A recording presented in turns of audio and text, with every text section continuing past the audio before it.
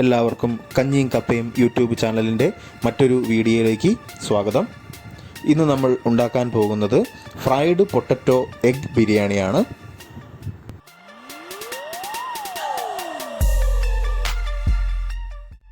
ആവശ്യമായിട്ടുള്ള ഇൻഗ്രീഡിയൻസ്: ബിരിയാണി അരി, ഇവിടെ നമ്മൾ ഉപയോഗിക്കുന്നത് കൈമ അരിയാണ്. നെയ്യ്, ഗരം മസാല, വലിയുള്ളി അരിഞ്ഞത്, ക്യാരറ്റ് ചെറുതായിട്ട് അരിഞ്ഞത്, സർവ്വസുഗന്ധിയുടെ ഇല, രമ്പ ഇല, ഉപ്പ്, ആവശ്യത്തിന് വെള്ളം. ഇനി നമുക്ക് മസാലയിലേക്കും ഗാർണിഷിങ്ങിനും ആവശ്യമായിട്ടുള്ള ഇൻഗ്രീഡിയൻസ് ആണ്: 3 ചെറിയ തക്കാളി നീളത്തിലരിഞ്ഞത്, ആവശ്യത്തിന് ഉപ്പ്, പച്ചമുളക്, പുതിന ഇല, കറിവേപ്പില, മൈസൂർ മല്ലിയില, വെളുത്തുള്ളി, ഇഞ്ചി, ചെറിയ ഉള്ളി.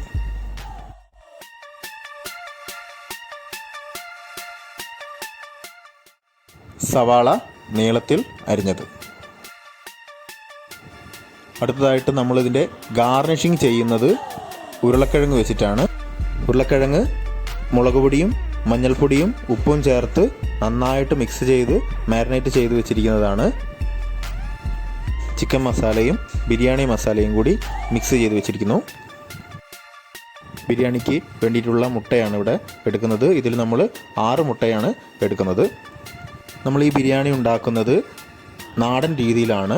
അടുപ്പിൽ ഉരുളിയിലാണ് നമ്മൾ ബിരിയാണി മൊത്തത്തിൽ ഉണ്ടാക്കുന്നത്. സാധാരണ ബിരിയാണി ചെമ്പിലാണ് ഉണ്ടാക്കാറ്. ഇവിടെ നമ്മൾ ക്വാണ്ടിറ്റി കുറവായതുകൊണ്ട് നമ്മൾ ഉരുളിയിലാണ്. പിന്നെ അതിന് സ്വാദും കുറച്ചുകൂടി കൂടുതൽ ഉണ്ടാവും. നേരത്തെ എടുത്തു വെച്ചിരിക്കുന്ന നെയ്യ് ചൂടായ ഉരുളിയിലേക്ക് ഒഴിക്കാം.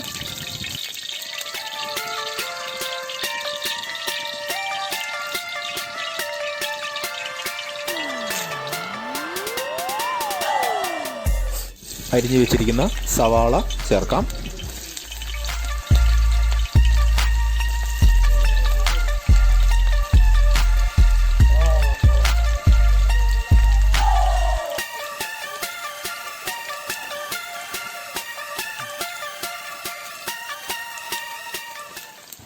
രമ്പ ഇല ചേർക്കാം.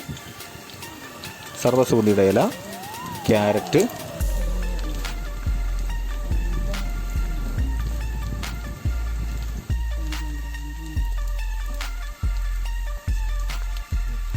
അതുപോലെ ഗരം മസാലയും ചേർക്കാം. അതിനുശേഷം നന്നായിട്ട് വഴറ്റാം.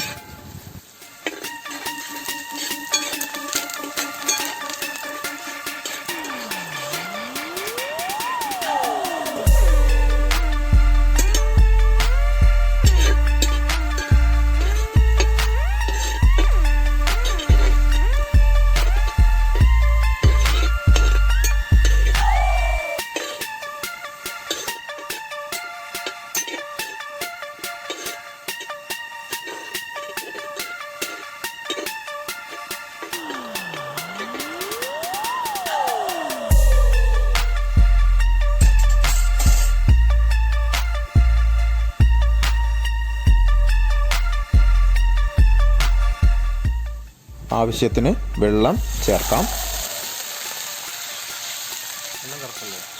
പ്രത്യേകം ശ്രദ്ധിക്കുക, നമ്മൾ അരി എടുത്തിരിക്കുന്നത് എത്ര അളവാണോ ആ അളവിൻ്റെ നേരെ ഇരട്ടി വെള്ളമാണ് നമ്മൾ ശരിക്കും എടുക്കേണ്ടത്. ഇല്ലെങ്കിൽ അരി കുഴഞ്ഞു പോകാനുള്ള സാധ്യതയുണ്ട്.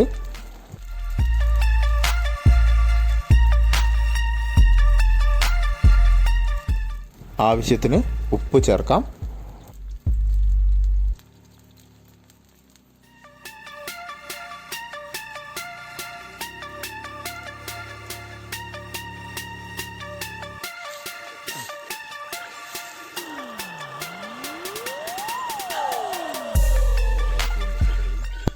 നമ്മളിവിടെ കുറച്ചേ എടുത്തിട്ടുള്ളൂ. ഒരു 5 പേര് 6 പേർക്ക് കഴിക്കാൻ പറ്റുന്ന രീതിയിലുള്ള അരിയേ എടുത്തിട്ടുള്ളൂ.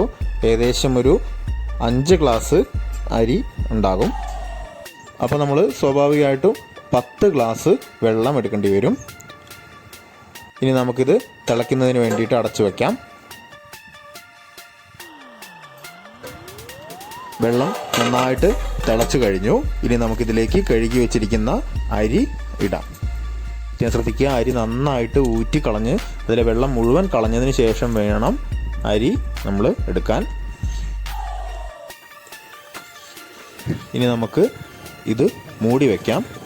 അരി വെന്ത് വരാൻ വേണ്ടി കുറച്ച് സമയം വേണം. ഈ സമയം കൊണ്ട് നമുക്ക് നമ്മുടെ കോഴിമുട്ട പുഴുങ്ങാൻ വേണ്ടി വയ്ക്കാം.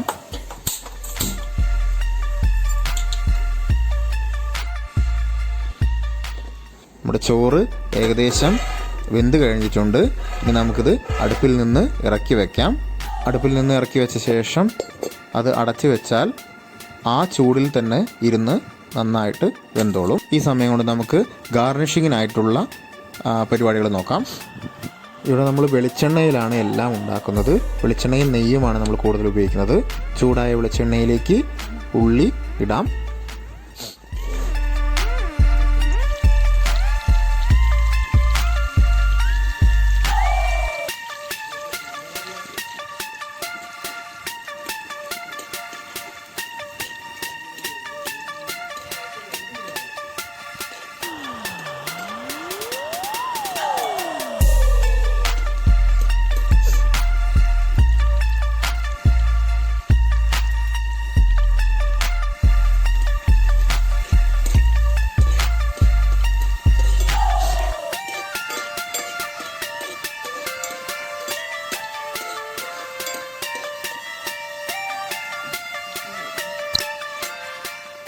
ഉള്ളി ഏകദേശം ഒരു ലൈറ്റ് ബ്രൗൺ ആയി കഴിഞ്ഞ് കഴിഞ്ഞാൽ നമുക്കത് കോരിയെടുക്കാം.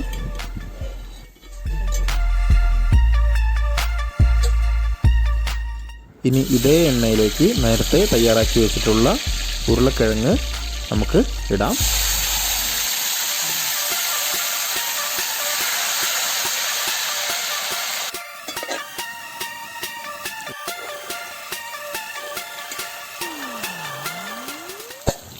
ഉരുളക്കിഴങ്ങ് നന്നായിട്ട് ഫ്രൈ ആയിട്ടുണ്ട്. ഇനി നമുക്കിത് കോരി മാറ്റാം.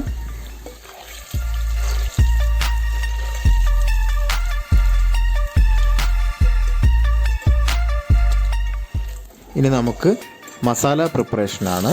നമ്മൾ ഈ എണ്ണ തന്നെയാണ് അതിനു വേണ്ടി എടുക്കുന്നത്.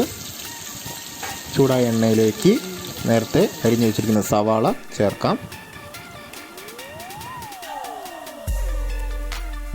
സവാള ഒരു ലൈറ്റ് ബ്രൗൺ ആയി കഴിഞ്ഞതിന് ശേഷം അതിലേക്ക് നേരത്തെ നമ്മൾ തയ്യാറാക്കി വെച്ചിരിക്കുന്ന കറിവേപ്പില, പുതിന ഇല, മൈസൂർ മല്ലി, പച്ചമുളക്, വെളുത്തുള്ളി, ഇഞ്ചി, ചെറിയുള്ളി ഇവ നമുക്ക് പേസ്റ്റാക്കി അരച്ചതിന് ശേഷം അത് നമുക്ക് ഈ ഉള്ളിയിലേക്ക് ഇടാം.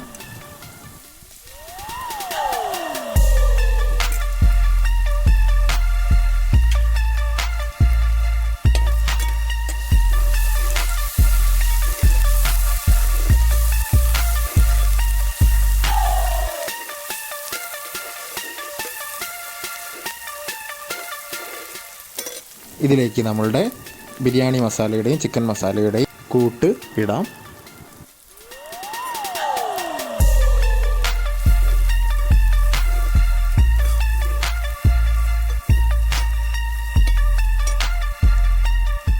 ഇതിലേക്ക് അരിഞ്ഞു വെച്ചിരിക്കുന്ന തക്കാളി കൂടി നമുക്ക് ചേർക്കാം.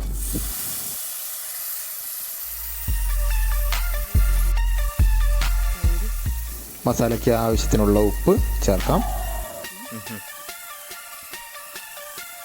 അല്പം തൈര് കൂടി നമ്മൾ ഇതിലൊഴിക്കുന്നുണ്ട്.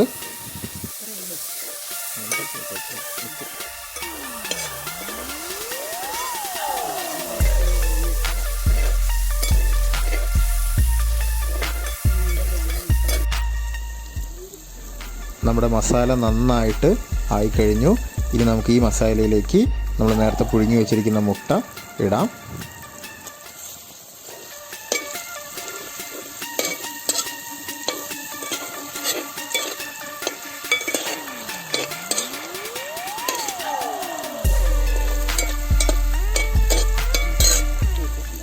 ഇനി നമുക്ക് ഈ മസാല നമ്മുടെ ചോറിലേക്ക് മിക്സ് ചെയ്യാം. നമ്മുടെ ചോറ് നന്നായിട്ട് വെന്ത് കഴിഞ്ഞിട്ടുണ്ട്. പ്രത്യേകം ശ്രദ്ധിക്കേണ്ടത്, പലരും ബിരിയാണി ഉണ്ടാക്കുമ്പോൾ വെള്ളം ഊറ്റിക്കളയുന്നത് കാണാറുണ്ട്. പക്ഷെ അങ്ങനെ ചെയ്ത് കഴിഞ്ഞാൽ നമുക്ക് ആ ബിരിയാണിയുടെ ശരിക്കുമുള്ള രുചി കിട്ടില്ല. കാരണം ആ വെള്ളത്തിലാണ് എല്ലാ എസൻസും ഉണ്ടാവുക. അപ്പോൾ അതുകൊണ്ട് ഈ രീതിയിൽ നിങ്ങൾ ചെയ്യാൻ പ്രത്യേകം ശ്രദ്ധിക്കുക.